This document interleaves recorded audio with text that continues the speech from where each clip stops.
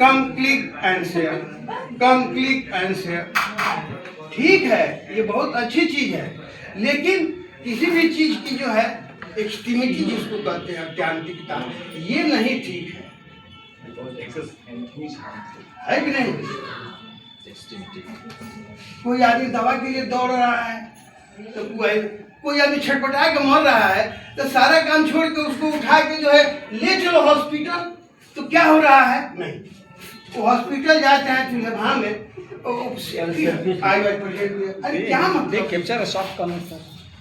तुम लोग को बुरा लग रहा है? नहीं सर, दे कैप्चर है सॉफ्ट कर एकदम सत्यम प्रियम मैं कर रहा हूँ, मैं जान रहा हूँ। सर लड़कों लोग सेल्फी से मतलब नहीं रहता।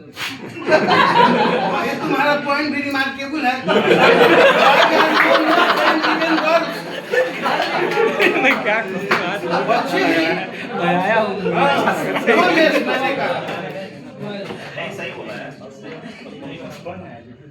बाथरूम से लेके बेडरूम से लेके लिफ्ट, सोचो जरा, स्टील से मढ़ी हुई दीवार, उसमें जलती हुई नियॉन लाइट, उसमें सेल्फी लेना, what type of glamour and Splendor, majestic, one can feel.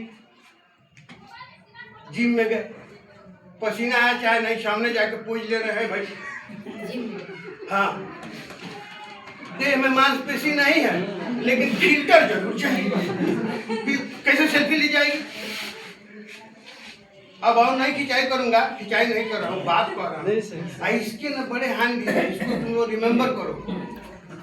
तमाम बार एक्सीडेंट हो जाते हैं, तमाम बार एक्सीडेंट हुआ है, कान में लगा लेते हैं लोग आराम से, जो है कोई ना कोई गाना होता ही होगा, चाहे जो भी हो। ये सब कई बार यह भी मैं पढ़ा हूँ या हुआ है, टीवी पर सुना हूँ, माताएं सेल्फी में व्यस्त और लड़का टब के पानी में जो है, जो मुंह के बल गिरा, 2 साल का या 1.5 साल का या 1 साल का, who is not capable even to make him arise and come out from the tub, he dead there and then।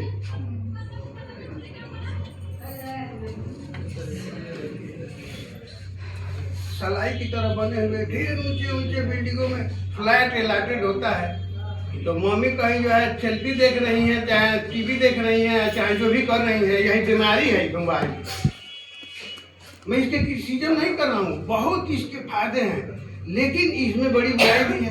इसका एडिक्शन जो है that is very bad. Addiction समझते हो ना? जी सर, आदि होना नहीं होना चाहिए। अब पता लगा कि 12वीं मंजिल से छोटा लड़का जो है नीचे गिरा, अब मम्मी देख रही थी, कुछ सीरियल आ रहा होगा।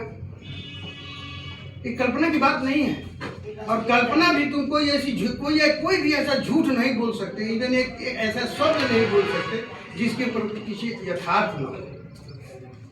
और दूसरी चीज, जहां तक हो सकता है तुम लोगों के अंदर जो भी छोटी बड़ी कमियां थी, उसको मैंने जो है बहुत ईमानदारी से, गीता के निष्काम कर्म योग की तरह, उससे भी 1-2 कदम आगे चाहो तो तुम सोच सकते हो, मैंने उसको निराकृत करने का प्रयास किया जहां तक हो सकता था।